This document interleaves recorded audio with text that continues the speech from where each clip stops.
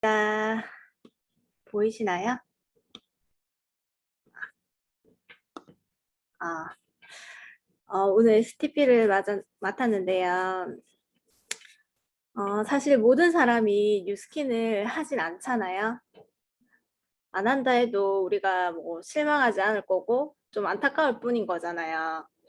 근데 한 가지 우리가 STP를 할 때 가장 중요한 부분이 회사가 탄탄하고 뭐 제품이 끝장났고 이런 건 당연한 거고, 언니가 체감하지 못하지만 지금 시대의 흐름이 이렇고 나는 실력이 있고 우리에게 시스템이 있고 그것들로 내가 언니의 성공을 도울 수 있고 지금의 결과보다 나는 반드시 더 성공할 거라는 그런 흔들림 없는 확신에서 나오는 당당한 사업 설명이 상대방한테 전해졌을 때 성공적인 STP가 됐다고 생각을 해요.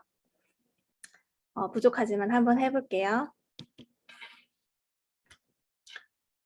우리가 살아가면서 추구하는 것들 중에 이 중에서 언니 삶에서 꼭 현실로 만들고 싶은 키워드가 있다면 그걸 위해 언니는 지금 뭘 준비하고 있으세요? 많은 사람들이 오랜 시간 공부를 하고 사회에 나가게 되는데 열심히 사는 것과 잘 사는 건 좀 다른 문제인 것 같아요. 혹시 언니가 3년 전이나 5년 전의 언니 모습이 지금과 비교해서 크게 다를 게 없다면, 그리고 특별히 나아진 게 없다면 오늘 이 시간이 지금의 수단이나 선택에 대해서 한번 진지하게 생각해보는 계기가 됐으면 좋겠어요. 인생 설계도인데요. 우리가 평균 85세까지 산다고 가정을 했을 때 25세까지는 부모님 밑에서 성장을 하고 그 뒤에 취직을 해서 30년 정도는 돈을 버는 기간이 있어요. 그동안 의식주를 해결하고 결혼해서 아이를 키우다 보면 시간은 금방 가는데 이때 사실상 노후 준비도 다 같이 해야 된다고 해요. 근데 생각보다 많은 사람들이 노후 준비가 되지 않은 채로 은퇴를 맞이하고 있고, 정년은 지금보다 점점 더 짧아지고 자영업도 2년 안에 폐업할 확률이 지금 80%가 넘는다고 하죠. 그리고 예전에는 평균 수명이 85세 정도였다면은 현재는 의학이 많이 발달해서 120세까지도 살 가능성이 있는데, 이렇게 길어진 노후 시기에 돈이나 뭐 건강, 친구 이런 게 없다면 너무 불행한 노후겠죠. 노후 생활을 살펴보면요, 3% 정도는 여유가 있고 나머지 97% 정도는 계속 일을 하거나 주위의 도움을 받고 있다고 해요. 이분들의 차이를 보니까 젊은 시절 자신의 시간과 노동을 돈으로 바꾸는 일을 했던 사람들은 여전히 가난했고, 3% 정도 여유로운 삶을 사는 사람들은 나중에 은퇴한 후에도 나의 시간과 노력을 들이지 않아도 돈이 들어오는 시스템인 자산을 모았기 때문에 여유가 있었대요. 여유로운 3%의 삶을 사는 사람들은 인세소득을 받는 사람들인데, 예를 들면 그 가수 장범준 씨는 벚꽃 엔딩이라는 곡으로 봄에 들어오는 수익이 1년 동안 생활이 가능할 정도라고 하죠. 조물주 위에 건물주, 가수, 뭐 작가 이런 분들처럼 재능이 있지 않으면 어떻게 인세소득자가 될 수 있을까요? 그런데 평범한 사람도 이런 인세소득을 창출할 수 있는 방법이 있는데 뉴스킨이 그 인세소득에 해당이 됩니다. 이 세상에 경제 활동을 하는 모든 사람들을 크게 두 가지로 나눌 수 있는데요. 언니는 지금 어느 쪽에 속하고 있고 어떤 사람이 되고 싶으세요? 이 선택과 생각의 차이가 우리를 여유로운 부자로 만들거나 또는 일만 하는 가난한 사람으로 만들 수 있는 출발선인 거죠. 돈을 버는 사람들은 자신이 직접 수입을 올려요.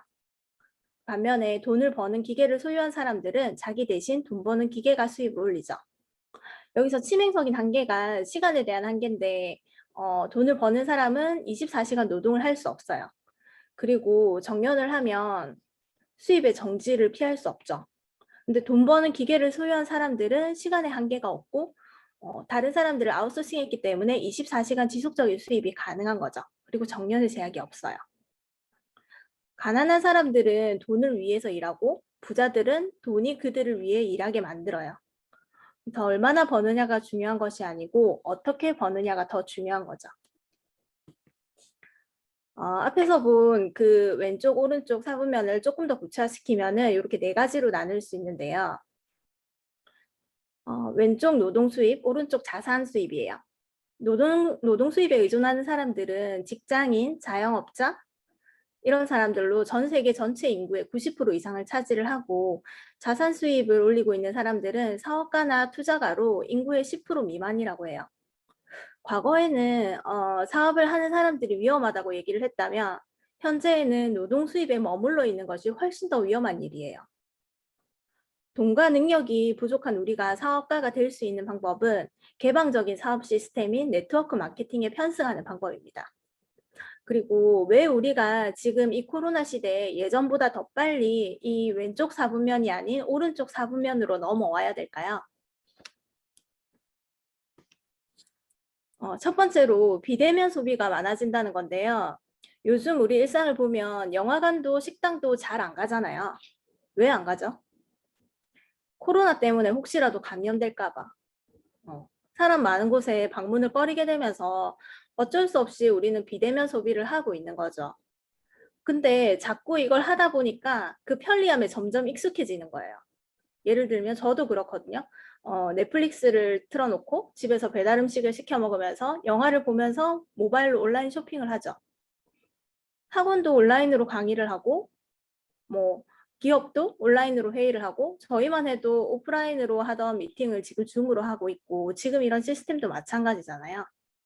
앞으로 코로나가 잠잠해지더라도 많은 사람들과 기업들이 온라인에 지금 익숙해져 있고 그 편리함을 이제 알았기 때문에 오프라인 중심의 사업은 점점 줄어들고 온라인으로 사업을 전환하거나 아니면 온오프라인을 병행하게 될 것 같아요.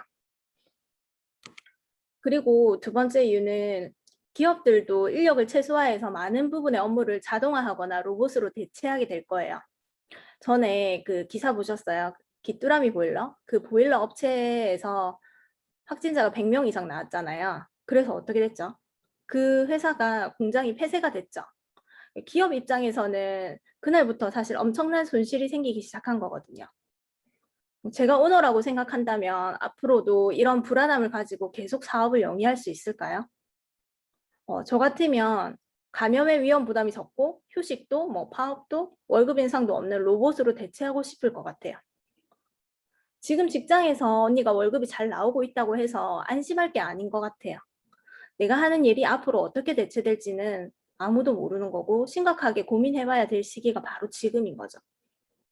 이런 트렌드들로 인해서 제대로 된 일자리는 앞으로 점점 더 줄어들 거고 많은 사람들이 회사에 소속되지 않고 임시로 일하는 그런 기익 경제가 더 활성화될 거예요.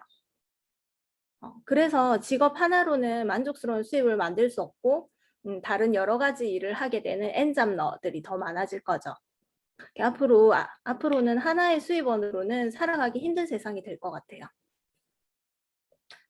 마지막으로 세 번째로 행동하는 사람보다 생각하는 사람들이 더 세상을 지배하게 될 거예요. 이게 무슨 말이냐면 지금 우리는 산업화 시대를 지나서 창조의 시대를 살아가고 있잖아요. 몸을 움직여서 돈을 버는 노동자들이 있다면 그들을 활용해서 돈을 버는 사람들은 생각하는 사람들이거든요.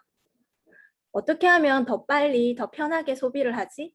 어떻게 하면 더 빨리 편하게 이동을 하지? 어떻게 하면 뭐 더 많은 사람들과 관계를 맺지?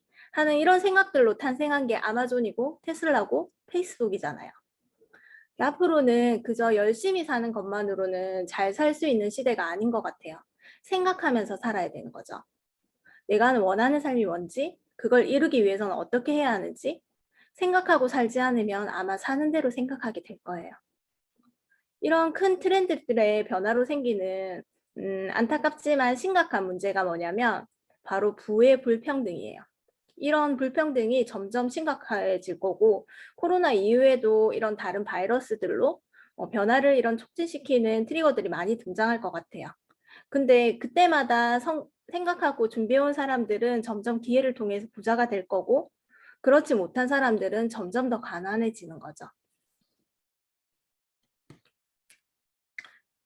우리가 잘 아는 그 유발 하라리의 초예측이라는 책에 보면 무용계급이라는 단어가 나와요. 없을무, 쓸용 이렇게 해서 쓸모없는 사람이라는 거죠. 앞으로는 이런 무용계급이 더 많이 생긴대요. 나는 아닐 거라고 절대 안심하면 안 될 것 같아요. 어떻게 될지는 아무도 모르는 거니까. 그래서 우리가 할 수 있는 일은 이런 트렌드들의 변화에 미리 대비하는 방법밖에 없는 것 같아요. 그래서 저는 뉴스킨을 선택한 거고요. 무용계급이 된다는 건 사실상 경제적으로 사망 선고 같은 건데 그렇다고 일할 의지가 없는 건 아니거든요. 이거는 의지 문제가 아니고 사회 구조적인 문제인데 내가 의지가 있고 꿈이 있다면 누구에게나 공평한 기회가 주어지는 뉴스킨은 삶의 의미와 경제적 도구를 함께 얻을 수 있는 기회예요. 대체로 일과 삶은 분리돼 있잖아요. 요즘 뭐 워라밸이라고 많이 강조되고 있지만 일은 그저 경제적 수단이고 그 속에서 삶의 의미까지 함께 얻을 수 있는 일은 사실상 많지 않은 것 같아요. 주변에 그런 사람 있나요? 저는 뉴스킨을 통해서 이 속에서 성장하려면 내가 먼저 변하고 다른 사람과 함께 성장하고 그러면 경제적인 부는 자연스럽게 따라오게 된다는 걸 배웠어요. 내가 하는 일이 내 삶의 목적과 가치관과 일치하는 삶, 이런 삶의 배움과 성장의 결과를 유산으로도 남길 수 있는 일이 뉴스킨인 거거든요.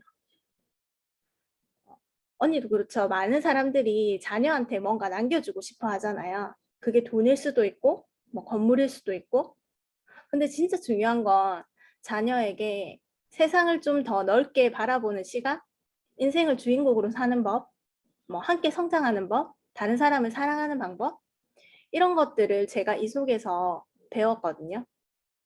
그래서 이런 마인드를 그대로 물려줄 수 있다는 게 더 멋진 일인 것 같아요. 이런 멋진 뉴스킨을 난 언니랑 같이 한번 해봤으면 좋겠어요. 충분히 할 수 있고 어렵지 않거든요. 지금부터 언니가 저랑 90일 동안 집중을 딱 해봐요. 언니가 해야 할 일은 제품을 체험하고 임상을 내고 그리고 일주일에 한 번 저랑 같이 소비자를 만나는 거예요. 그리고 그 속에서 언니 꿈 파트너를 찾는 거예요. 제가 할 일은 언니랑 같이 그 소비자를 만나서 플랜과 아이템을 설명할 거예요. 그리고 욕구가 있는 언니의 꿈 파트너를 제가 찾을게요. 할 수 있겠죠?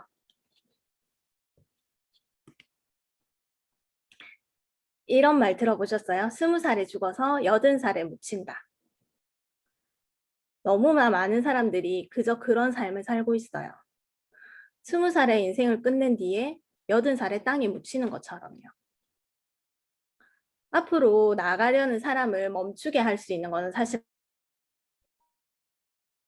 싶은지 무엇을 이루고 싶은지 생각해보고 그걸 이룰 수 있는 도구인 뉴스킨으로 언니 꿈을 더 이상 묻어두지 말고 저랑 같이 한번 활성화시켜봐요.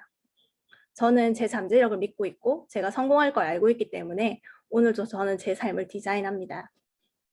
뉴스킨이라는 이런 멋진 도구로 저랑 같이 우리 인생은 우리가 디자인하면서 같이 살아요. 감사합니다.